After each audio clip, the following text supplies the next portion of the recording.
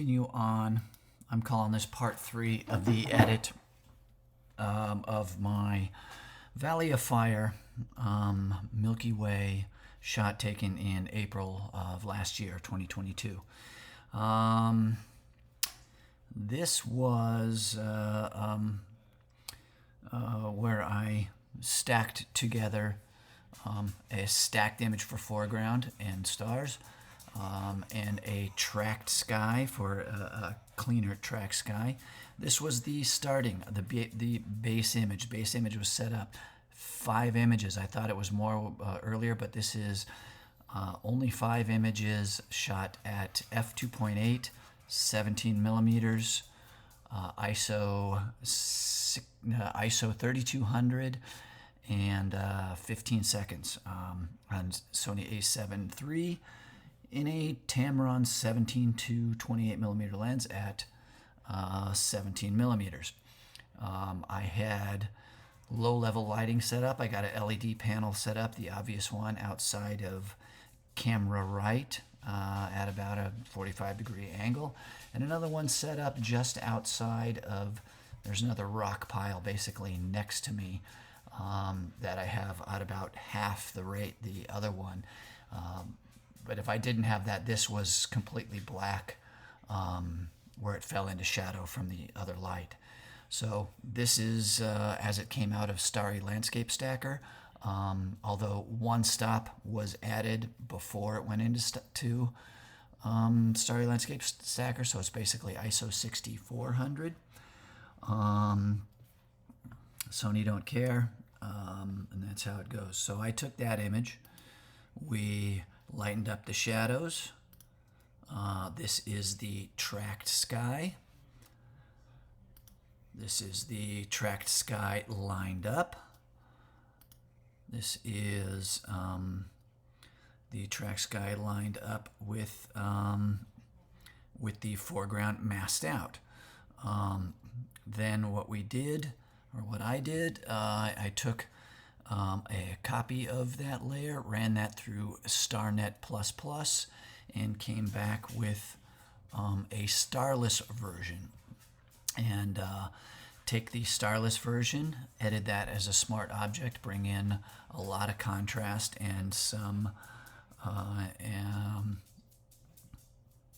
dehaze that brings up this detail and colors, and it looks a little bit overboard at this stage, and I like to lay that over as a soft light, and that brings in contrast and color. It punches that up.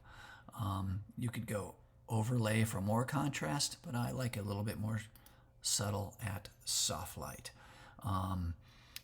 Now, that was the end of my second video. Now, what I've done in an edit here is I took this layer and ran it through Denoise AI, and this is it before, and a little bit of denoise. It does some weird things, but it looks good. Cleans it up a little bit. And the reason why I like to add my contrast layer without stars, that way the stars aren't growing, blooming, getting weird halos, brightening up. That way all the contrast stays in the nebulosity and the stars stay more or less the same. So that brought us to here. The only other thing I did after that, added a tiny bit of saturation up in Roafuki on a little adjustment layer there, right up there on Roafuki and Lagoon Nebula. It's pretty subtle. Then pretty happy with how all of that looks. I still think all of this foreground's a little bit flat, especially for Valley of Fire, how all this sandstone has such great texture and holes and caves and pock marks and cracks, of which this rock had. So after the tracking, I had stuck my flashlight, my light painting flashlights has got a LED cheap flashlight with a little changeable cover that I made that's got a CTO gel on it, and that was just propped up inside this little cave. This I had to bring down. The exposure of it was quite bright, but I liked how it adds the details and kind of pops out this light. But I had to bring it down quite a bit. And then the other thing I did is bringing down the exposure. There was light spilling out into these rocks and out across these bushes out here, and I liked how it did that. So I just took that area and brightened it back up, out there and on this rock. Just brings out all this great texture in these rocks here. I just really like that. So even though this is not a long exposure or even stop down, the f2.8, the detail in the foreground rocks, so long as you have light on it, looks really good. Here you can see the background rock is less important, it fades away, and then the mountain, which is further back. But I just like the layered flow and how it all goes back up into the Milky Way. Even these little dark trails up this mountain feed back in. The lines of the rock here feed in. Everything just comes back around. Everything points up here and just completes it. I think it's good. So the only other thing I did after that, was this. I added a warming filter on top. I shoot everything the same. I shoot at a Kelvin of 4500, and I keep that in edit all the way through. And but I like the look of the sky, slightly warmed up a bit. So this is just a adjustment layer, photo filter.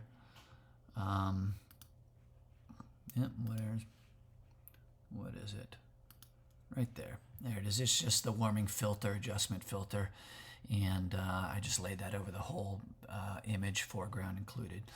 And outside of my lineup layer things, the only thing that needs to be done to get rid of that is to crop it.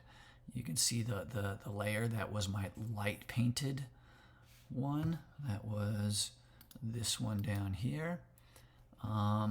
Because I did that after the tracking, I had to roll it back and guess at where it was. Could only get so close. And then here is where the tracked sky moved into the stacked sky, and where that is. So I'm just going to grab that from that corner, crop it at the same ratio, and boom, call it good. And that's basically my process. I don't spend any time brushing in contrast to these dark lanes. I just let them be the way they are with that overlay, soft light overlay layer to take care of the contrast in the sky. And I call it good. I call it done. Let me know what you think. If you learned anything from it, great. If it's old hat, or if it's something different, I know I always like to look at other people's edits to see what they do, but this was kind of a develop method or a method of processing that I developed, probably from having limited tools, but I really like how lining up the stars works for me. Thank you for watching. Goodbye.